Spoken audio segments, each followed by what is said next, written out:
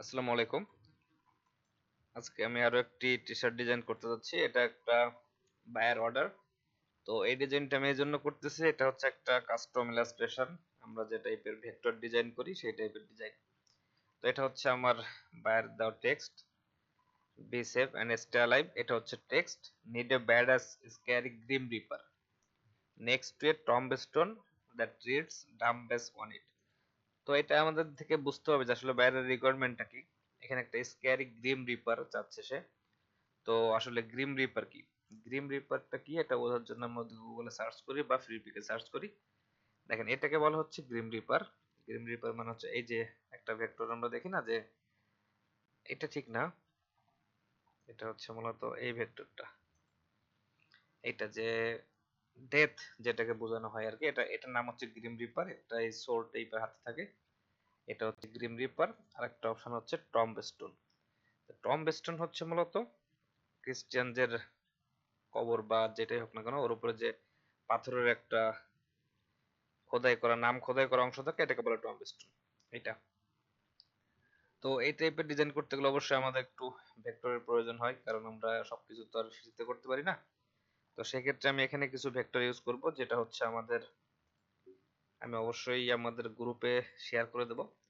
তো এইগুলো হচ্ছে মূলত আমার যে ভেক্টর রয়েছে সেগুলো আমি ইউজ করব আমার ডিজাইনে। তো এখানে আমি তিনটা ভেক্টর নিয়েছি। একটা হচ্ছে প্রথমত অবশ্যই গ্রিম রিপার, কারণ গ্রিম রিপার ছাড়া আমরা এই ডিজাইন করতে পারবো না। এটা হচ্ছে গ্রিম রিপার, এটা হচ্ছে একটা ক্রো নিয়ে আসছি ইউজ করার জন্য, আর এখানে হচ্ছে টম্বস্টোন। তো এই ভেক্টর গুলো আসলে আমাদের ইউজ করার জন্য এটাকে কাস্টমাইজ করতে হবে, কারণ আমরা যদি যেভাবে আছে এইভাবে ইউজ করে ফেলি তাহলে এটা কপিরাইটের মধ্যে পড়বে। তো সেই ক্ষেত্রে আমাদের একটু এটাকে মডিফাই করার প্রয়োজন। তো মডিফাই করার জন্য সাধারণত আমরা কি করব, এর মধ্যে যে ডিটেলস গুলো আছে ডিটেলস গুলো আমরা প্রথমত মুছে দেব। আচ্ছা, এখান থেকে একটা জিনিস খেয়াল করতে হবে যে আমরা যখন কাজ করতে যাচ্ছি, আমি শুধুমাত্র এর ব্ল্যাক আউটলাইনটা নেব। এর ভিতরে যে রেড বা অন্য যে কালার আছে এগুলো আমি নিব না। আমি যদি ম্যাজিক ওয়ান টুল দিয়ে এই ব্ল্যাকের উপরে ক্লিক করি এইভাবে, তাহলে কি হবে, এটাকে আমরা নরমালি কন্ট্রোল এক্স দিয়ে কাট করতে পারবো। এখন আমাকে এটা কন্ট্রোল ভি দিয়ে দেখতে হবে পেস্ট করে যে আসলে আমার এর ভিতরে ডিটেলস গুলো আছে কিনা। তো দেখেন এটা কিন্তু ডিটেলস গুলো নাই, এখানে যে ডিটেলস গুলো ছিল সেগুলো নাই। তো সেই ক্ষেত্রে আমরা কি করব, আমরা একটু ব্যাকে যাব। ব্যাকে যাওয়ার পর আমার এই যে ভেক্টরটা আছে এই সবটুকু সিলেক্ট করলাম। এখান থেকে আমি এইটা বাদ দিব, পিছনের ওই যে সান টাইপের যে ইফেক্ট করা আছে না, এটা আমি বাদ দিব, এটা আমার দরকার নেই। তাহলে শুধুমাত্র আমার এই গ্রিম রিপার যেটা এই ভেক্টরটা সিলেক্টেড। এখন আমরা পাথ ফাইন্ডার থেকে ট্রিম অপশন ইউজ করব। যখন আমরা ট্রিম করব তখন এটা অটোমেটিক কেটে যাবে। এখন যখন কেটে যাবে, আচ্ছা একটু টাইম নিচ্ছে কারণ ভেক্টরটা আসলে অনেক ডিটেলস। যখন কেটে যাবে এইভাবে যাওয়ার পরে আমরা যদি এখান থেকে ম্যাজিক ওয়ান টুল নিই, ম্যাজিক ওয়ান টুল নিয়ে এখানে ব্ল্যাকের উপর ক্লিক করি। তো এখন আমরা যদি এখান থেকে ভি প্রেস করি তার মানে এই সিলেকশন টুল, সিলেকশন টুল দিয়ে আমরা যদি ব্ল্যাকটাকে সরিয়ে নিয়ে আসি এইভাবে, তাহলে দেখতে পারবো যে আমাদের এর মধ্যে ডিটেলসটা আছে কিনা। দেখেন এখানে কিন্তু আমাদের শুধু ব্ল্যাক আউটলাইনটাই এখন চলে আসছে, এই ডিটেলস গুলো আসে নাই। তো আমি আপাতত এটাকে সিলেক্ট করতেছি এইভাবে, শুধুমাত্র এই কালার গুলাকে এখন শিফট ই চাপলাম। শিফট ই মানে হচ্ছে ইরেজার টুল। এখন আমি অল্ট চেপে যদি এভাবে মুছে দিই তাহলে আমি সবগুলো কালার অংশকে মুছে দিতে পারবো, যেটা আমার এই ডিজাইনের কালার ছিল। এটা কিন্তু খুব জরুরি, আমরা যখন প্রিমিয়াম কোনো ভেক্টর নিয়ে কাজ করছি তখন আমাদের অবশ্যই এটা বুঝতে হবে যে আসলে কোন টাইপের ভেক্টর বা কোনটা আমরা নিতে পারবো। তো আমি এই সবটুকুকে একটা গ্রুপ করে দিচ্ছি কন্ট্রোল জি। তো গ্রুপ করে দেওয়ার পরে আমরা এখান থেকে এখন দেখেন এর মধ্যে কিন্তু অনেক ডিটেলস আছে, যেমন হচ্ছে এই যে কালার গুলা। আমরা যদি আবারও ম্যাজিক ওয়ান টুল নিয়ে এখানে ক্লিক করি, অথবা আচ্ছা যখন ক্লিক করতেছি তখন কি হচ্ছে, এই সম্পূর্ণটা সিলেক্ট হয়ে যাচ্ছে, কারণ এই কালারগুলো খুবই সিমিলার। এই কালারটা আমার ওই কালোর সাথে খুবই সিমিলার, তো আমাকে শুধু এই কালারটা সিলেক্ট করতে হবে। এখন যখন এই কালারটা সিলেক্টেড, আমরা সিলেক্ট থেকে সেম, সেম থেকে ফিল কালার, তাহলে এখানে যত কিছু ওই ফিল কালার আছে, দেখেন এটা কিন্তু আমরা সিলেক্ট করি নাই কিন্তু এটা অটোমেটিক সিলেক্ট হয়ে গেছে কারণ এটা ওই ফিল কালার। আমরা এটাকে মুছে দিলাম। মুছে দেওয়ার পর এখান থেকে আবার আমরা এটাকে সিলেক্ট করব, এর ভিতরের যে কালার একইভাবে সেম থেকে সেম ফিল কালার। তাহলে ওই কালারে যা যা আছে সবকিছু এখন এখানে সিলেক্ট হয়ে গেছে। এটাকে মুছে দিলাম। তো যখন মুছে দিচ্ছি আমরা, তখন দেখেন আমাদের ভেক্টরটা টোটাল একটা ব্ল্যাক আউটলাইন হিসেবে এখন আছে। এটাকে আমরা কাজে লাগাইতে পারবো। তো সেই ক্ষেত্রে আমরা কি করব, পিছনের যে ইফেক্টটা আছে ওই ইফেক্টটা আমি মুছতে চাচ্ছি না, আমি চাচ্ছি ওটা থাকুক। তো সেই ক্ষেত্রে আমি এই সম্পূর্ণ ভেক্টরটা সিলেক্ট করলাম, শুধু আমার এই গ্রিম রিপার কন্ট্রোল সি দিয়ে কপি করলাম। এখন এই যে পিছনে যে ইফেক্টটা আছে এটার জন্য আমরা ট্রান্সপারেন্সি ওপেন করব। আচ্ছা, একটু ভুল হয়ে গেছে, সেটা হচ্ছে আমার এই ভেক্টরটা দুইটা গ্রুপ আছে এখানে। তো আমাকে এখানে সবকিছুকে সিলেক্ট করতে হবে। এখন আমি যদি শিফট চাপি, শিফট চাপা অবস্থায় এটাকে ক্লিক করি, তাহলে আমার গ্রিম রিপারটা বাদে আর যা কিছু আছে সব সিলেক্টেড। এখন এগুলোকে আমি একটা গ্রুপ করব, কন্ট্রোল জি। তো যখন এটা গ্রুপ তখন আমরা ওর জন্য ট্রান্সপারেন্সি ওপেন করতে পারবো। দেখেন ট্রান্সপারেন্সি এখন ওপেন হয়ে গেছে, এখানে ক্লিক করলাম, তাহলে ওইটা আবার দেখা যাচ্ছে। এখন আমরা কন্ট্রোল এফ দেব। কন্ট্রোল এফ দিলে আমাদের ওই যে গ্রিম রিপারটা আছে ওইটা এর সামনে পেস্ট হয়ে গেছে। আচ্ছা সরি, এক মিনিট, আমরা যখন এখান থেকে এটাকে সিলেক্ট করছি, এই যে ট্রান্সপারেন্সি ওপেন হয়েছে এর মধ্যে ক্লিক করতে হবে, এইখানে কন্ট্রোল এফ দেবো। তাহলে দেখেন এর ভিতরে আমার এই গ্রিম রিপারটা পেস্ট হয়ে গেছে। এখন আমি কি করব, এখান থেকে পাথফাইন্ডার থেকে মার্জ ইউনাইট, তো মার্জ ইউনাইট যখন করে দেব তখন এই গ্রিম রিপারটা সম্পূর্ণ মিলে দেখেন একটা শেপ তৈরি হয়ে গেছে। এবং এইটা ঠিক যেখান দিয়ে আছে সেখান দিয়ে আমার ওই সান রে যে ইফেক্ট ওটা হাইড হয়ে যাচ্ছে। এখন অবশ্যই আমরা ট্রান্সপারেন্সির মধ্যে কোনো কিছু পেস্ট করলে সেটা অবশ্যই কমপ্লিট ব্ল্যাক কালার হইতে হবে। দেখেন এটা কিন্তু কমপ্লিট ব্ল্যাক না, তার ফলে এখান থেকে দেখা যাচ্ছে। এটাকে যদি আমরা কমপ্লিট ব্ল্যাক করে দেই তাহলে এটার ওখান থেকে দেখা যাবে না। তার মানে আমার ইফেক্টটা সুন্দরভাবে তৈরি হয়ে গেল। আচ্ছা, এখানে ক্লিক করলাম, করলে আমি এখানে আবার ব্যাক আসলাম। তো এই যে কালারটা আমার এখানে আছে, আমি চাচ্ছি এটাকে এক্সপ্যান্ড করতে। এটার মধ্যে স্ট্রোক আছে, স্ট্রোক আছে কেন এইভাবে বোঝা যাবে যে দুইটাই যখন দেখাচ্ছে তার মানে ফিলও আছে স্ট্রোক আছে। এখন আমি যখন এটাকে এক্সপ্যান্ড করে দিলাম, হয়তো আরেকবার এক্সপ্যান্ড করা লাগতে পারে। আচ্ছা, এটা এরকম দেখাচ্ছে, আমি জাস্ট এখান থেকে এটাকে নান করে দিলাম। তো নান করে দিলে কি হচ্ছে, স্ট্রোক নান হয়ে গেল। ফিলের উপর আমরা ডাবল ক্লিক করে এখান থেকে কমপ্লিট ব্ল্যাক দিয়ে দিলাম, তাহলে আমার এই ফিলটা ব্ল্যাক হয়ে গেল। এখন দেখেন সবকিছু আমার এখানে একটাই কালারে, সেটা হচ্ছে ব্ল্যাক কালার। আচ্ছা, তো আমাদের ভেক্টরটা মোটামুটি তৈরি হয়ে গেল। আমরা এটাকে সিলেক্ট করলাম, কন্ট্রোল জি দিয়ে গ্রুপ করে নিলাম। এখন আমরা কন্ট্রোল সি দিয়ে কপি করলাম, এখানে পেস্ট করলাম, কারণ এখানে আমরা ডিজাইনটা ফাইনালাইজ করব। তো এখানে আমি একটু ছোট করে রাখতেছি এটাকে। আচ্ছা, তো এখানে হচ্ছে এটা হচ্ছে আমার ফাইল। আচ্ছা, এখন এখানে আরেকটা অপশন আছে, সেটা হচ্ছে আচ্ছা যে need a bad ass scary grim reaper. তো আমরা গ্রিম রিপার নিয়ে আসছি। নেক্সট টু এ টম্বস্টোন, তাহলে আমাদের এখন একটা টম্বস্টোন দরকার। তো যেহেতু আমরা ওই টাইপের একটা ভেক্টর ইউজ করতেছি, টম্বস্টোনটা আমরা এমন একটা নিব যেখানে আমরা সহজে এটাকে বসাইতে পারবো। তো আমরা দেখি এই টম্বস্টোনটা কেমন। আচ্ছা দেখেন এর কিছু কালার লেয়ার আছে, এই কালার লেয়ার গুলোকে আমি মুছে দেবো, কারণ আমি সেম আগের মতনই শুধুমাত্র এখান থেকে এর ব্ল্যাক আউটলাইনটা চাচ্ছি। তো ডাবল ক্লিক করে যদি এটাকে আমি সিলেক্ট করি, কন্ট্রোল জি দিয়ে গ্রুপ, কন্ট্রোল সি দিয়ে কপি, এটাকে এখানে নিয়ে আসলাম। তো এখানে আমি চাচ্ছি এটা এমন ভাবে পেস্ট করতে যেন আমার এই গ্রিম রিপারটা টম্বস্টোনের মধ্যে দিয়ে উঠতেছে এরকম মনে হয়, কিছুটা এরকম। তো এখানে কি হবে যে আমার এই যে ভেক্টরটা আমি ইউজ করতেছি, দেখেন এটা অনেক হাই কোয়ালিটি ভেক্টর, ফলে এরকম দেখাচ্ছে। তো এইখান থেকে যে অপশনটা আছে, এই যে টম্বস্টোনের নিচের যে পার্টটা, এটা, তো এটা থাকবে আমার এই গ্রিম রিপারের উপরে, আর বাদ বাকি গ্রিম রিপারের যে পার্ট সবকিছু থাকবে টম্বস্টোনের উপরে।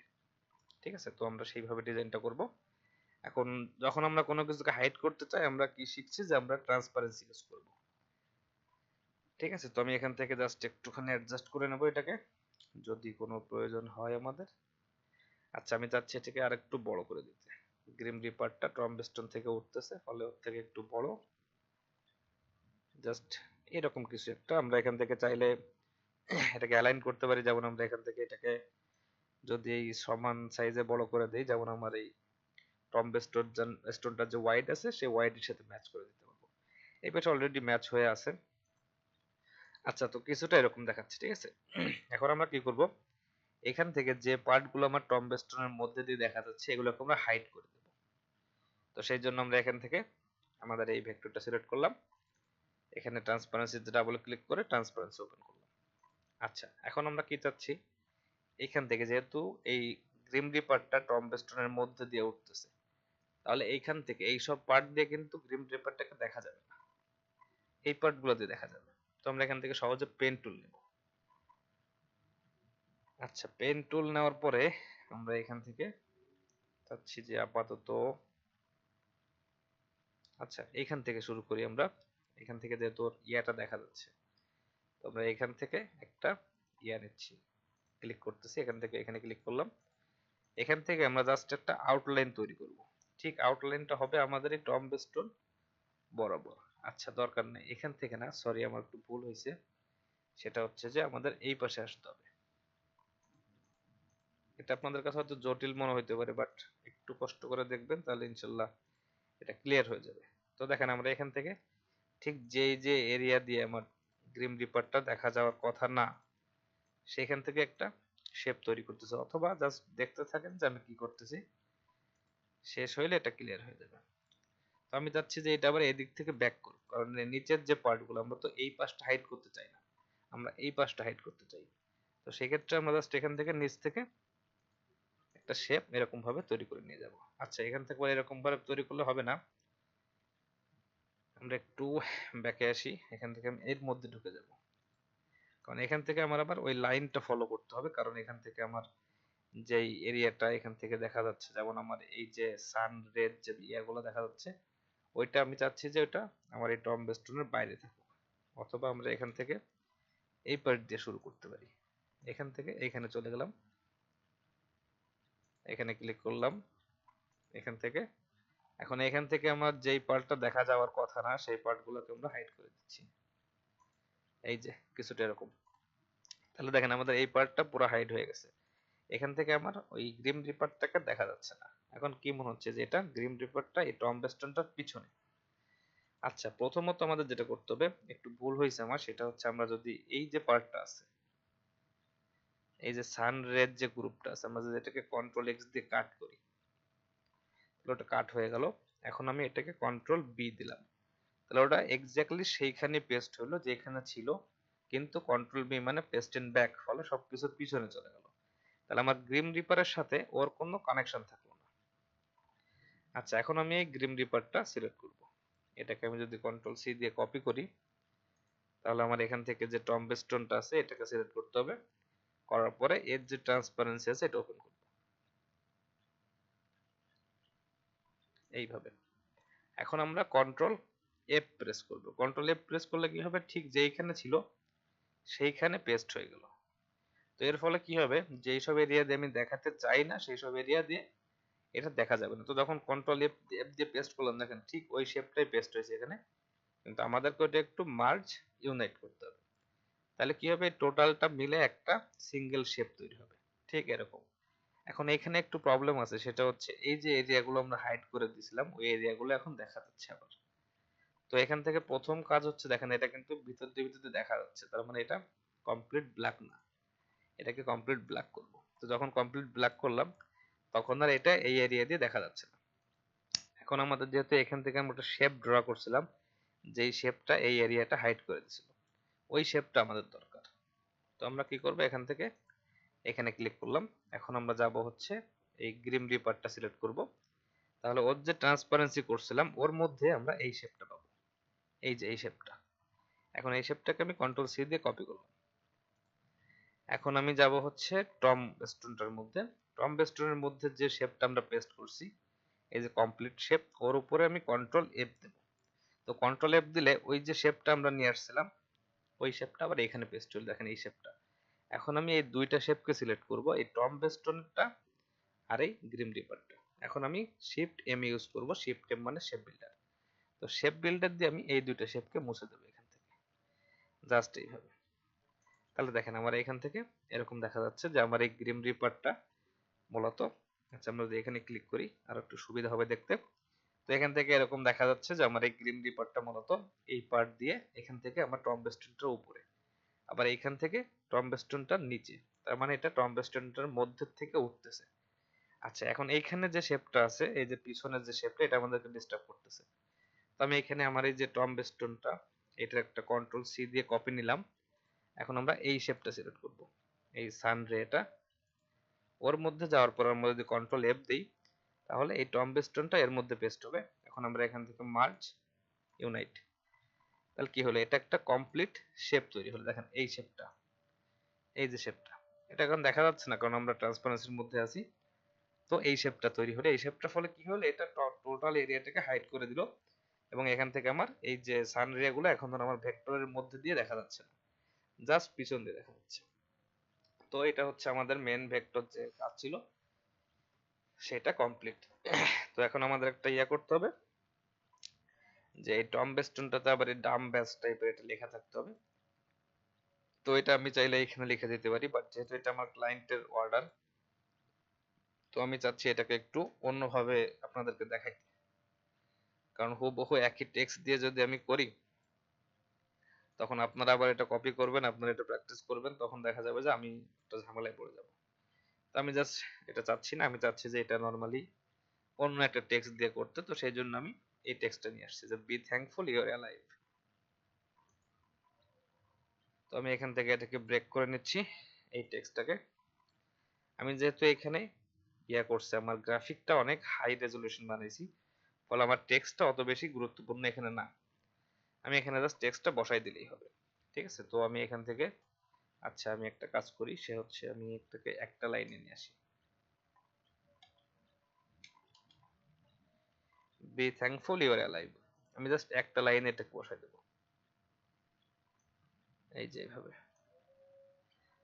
তো আমি এখান থেকে এটার জন্য একটু স্ক্যারি টাইপের একটা ফন্ট নেব, যেহেতু আমার টোটাল ডিজাইনটা একটা স্ক্যারি একটা ভাব আছে।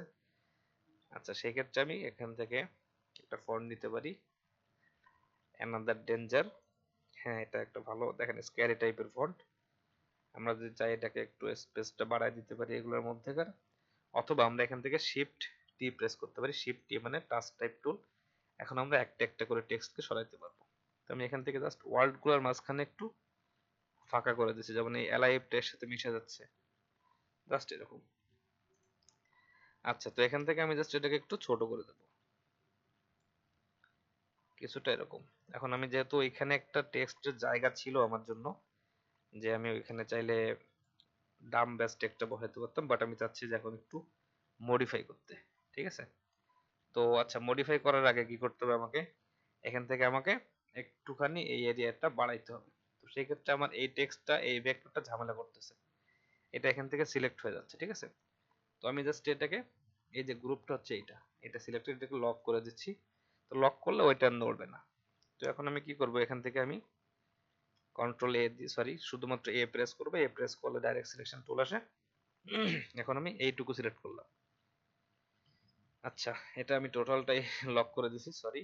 আমার জাস্ট এখান থেকে এই যে ইয়াটা আছে, এই যে লেয়ারটা যেটা শুধুমাত্র আমার এই গ্রিম রিপারটা, ওইটাকে লক করতে হবে।